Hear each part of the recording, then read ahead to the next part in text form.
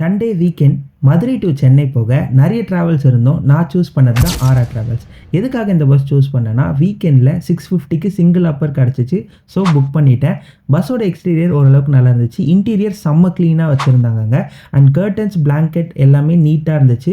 Charging point working கண்டிஷனில் இருந்தது. TV இருந்தது, பட் ஒர்க் ஆகல. லெக் ஸ்பேஸுமே ரொம்பவே நீட்டாக இருந்துச்சுங்க.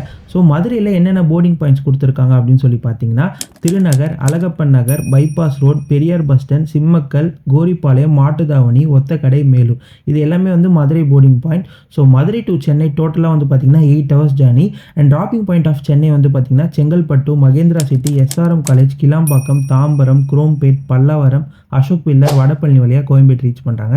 ஸோ டோட்டலாக வந்து பார்த்திங்கன்னா 2 ரெஸ்ட் ஸ்டாப். ஒன்று வந்து பார்த்திங்கன்னா மதுரை டோல்கேட் தாண்டி ஒரு 10 minutes விடுறாங்க. அப்புறம் உளுந்தூர்பேட்டையில் வந்து ஒரு 10 minutes பயோ பிரேக் விடுறாங்க.